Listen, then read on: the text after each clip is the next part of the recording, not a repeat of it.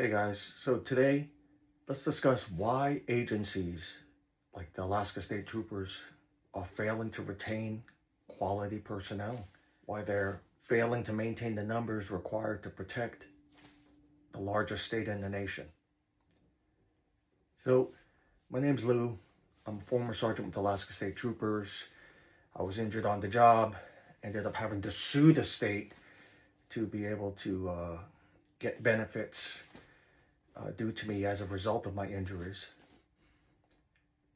I'm also a former Chief Petty Officer of the United States Coast Guard.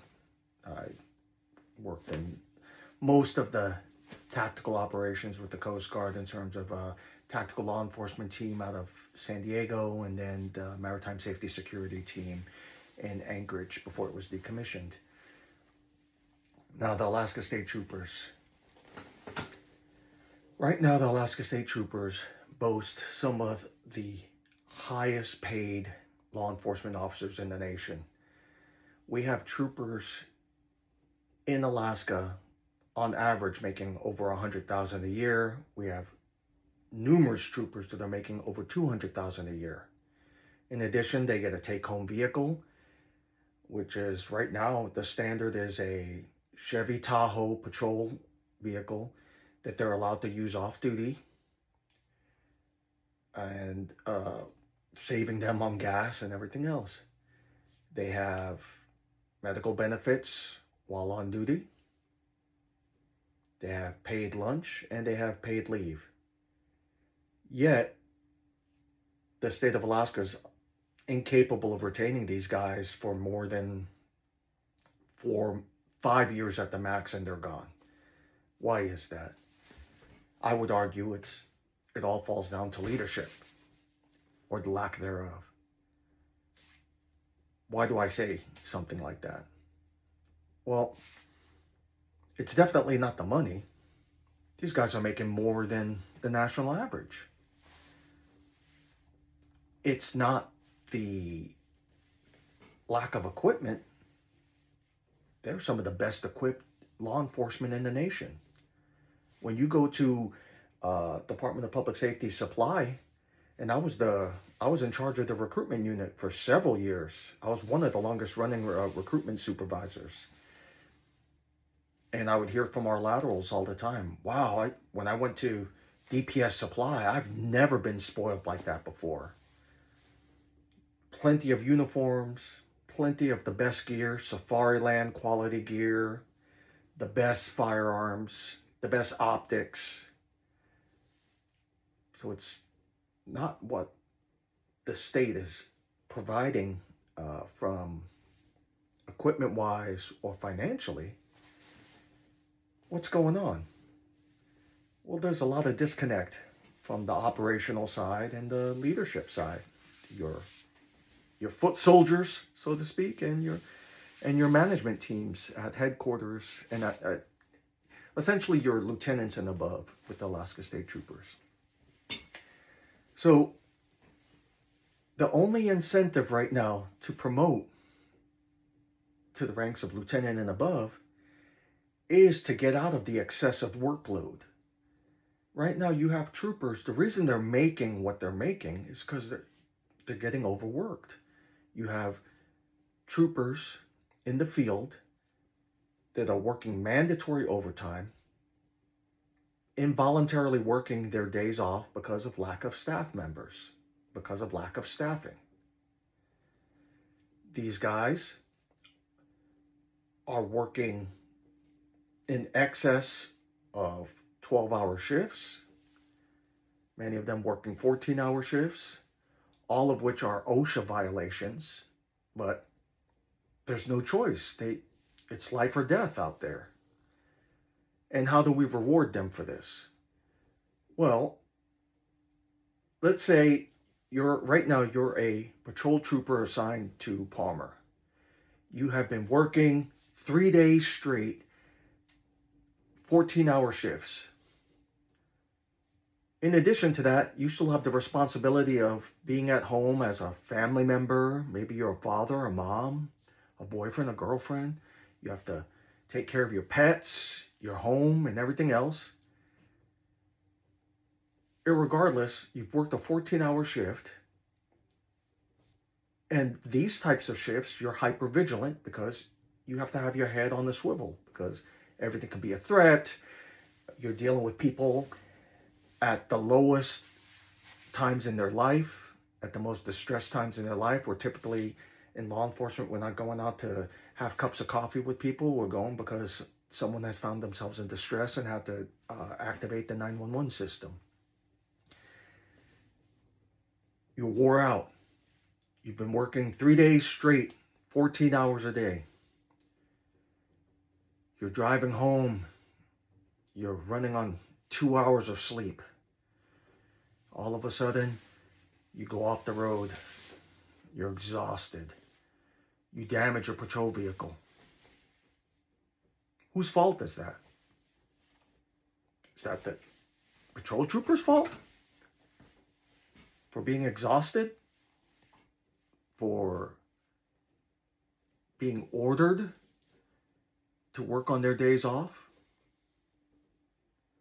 Or is it the management's fault for creating that situation?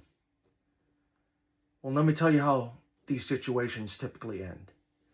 The trooper gets disciplined for failing to operate their vehicle in a safe manner, and progressive discipline depending on severity and how many times, and sometimes politics get involved in it as well. Well, now you have this trooper being disciplined for a situation that was caused by the very management that ordered them to do it. The environment that was created by that management, because the leadership / management in law enforcement right now runs off of politics. It doesn't run off of the actual needs of the community right now. It runs off of what is the politically popular narrative for the day. And this is caused by the fact that the vast majority of your leadership, senior leadership, like your commissioners and your colonels, they're all at will. So they're appointed by the governor and the political party that is currently in power at the time, the elected officials that are in power at the time. It's not by the people, it's by these individuals, and whatever the benefit is, it is for these people to be promoted and placed in these situations. And I can assure you that they are punished when they go against the flow of what is politically correct at the time versus what the community actually desires, which is protection, quality protection, quality service. Are troopers really being overworked? Well, I challenge you, any one of you watching this right now, listening to this right now, go to one of the trooper posts, the major posts. Go to Soldotna Post, go to Anchorage headquarters, go to Palmer Post in Palmer, go to Matsu West out in Big Lake area, go out to Fairbanks Post. And what I want you to do is just watch the troopers exiting their vehicles. I guarantee you're going to spot at least one, if not multiple troopers limping to and from their vehicles because they're working while injured, because they know it's better for them to work than to start an injury claim or to potentially lose all their benefits because they can no longer perform the duties of an Alaska State Trooper. Now, why do I say that? Right now, under the current environment, if you're injured as an Alaska State Trooper, they don't find something for you to do as a paid Alaska State Trooper. They find something for you to do as administrative staff. So what I mean by that is you're an Alaska State Trooper, you're making over $100,000 a year, your wife and children are accustomed to that revenue. for better or for worse. All of a sudden, you get injured on the job as a result of you performing your duties heroically. And the department responds by saying, you're no longer capable of performing these duties.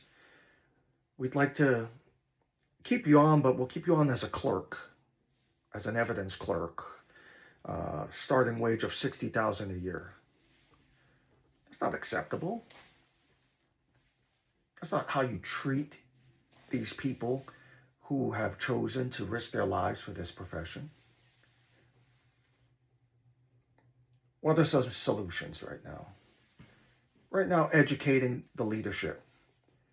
The best way to educate the leadership? Lieutenants and above typically promote because they're trying to get out of that rat race. They may say that it's because they want to be a change. They want to be a part of the solution. But as soon as they get to headquarters and as soon as they start attending those commanders conferences and those commanders meetings, they start realizing the dog-eat-dog environment, the cannibalism that goes on there. And then to protect themselves and to protect their families and their well-being, they say, you know what, I'm not playing the game anymore. I'm going to do the bare minimum. I am not taking cases. I'm going to disconnect from the field. And that's a big problem because now the people in the field, the stakeholders, don't have any buy-in from the leadership. The leadership, one of the fastest solutions would be all lieutenant and above Alaska State Troopers relieved of all administrative duties effective immediately and placed back out in the field. I know, sounds crazy. But you place them out in the field to, number one, augment those numbers, those missing gaps in patrol, in public safety. They are now in the field experiencing firsthand what the current environment is, not what the environment was 10 years ago when they were on patrol, what it is right now. They can pass on their leadership experiences. And they may be a little slower to issue politically driven punishment. They may be more hesitant to deliver that politically influenced punishment if they're out there actually experiencing and seeing firsthand what the guys in the field are doing right now. Make no mistake, for leadership personnel that may be listening to this right now, you need the working trooper more than they need you. You need the rank and file trooper more than they need you. Your civilian administrative staff can assume all of your administrative duties effective today. Not a problem. With the innovations of ChatGPT, Claude, and all of the SOPs and everything else that's been drafted, they have plenty of guidance on how to do your administrative duties, how to draw up numbers and balance budgets. We need law enforcement officers and senior law enforcement mentors out in the field, providing mentorship, leadership, support, love, care for the people out in the field. Now we're going to continue on with this message in future episodes, but I just wanted to start the conversation today. Get you guys thinking about this. If you have solutions, go ahead and send me an email, a DM, comment below. Let's work on a solution for protecting these heroes that are getting burnt out and protecting agencies like the Alaska State Troopers that at one point boasted high retention, pride, and a commitment to public safety in Alaska. I'll see you on the next one.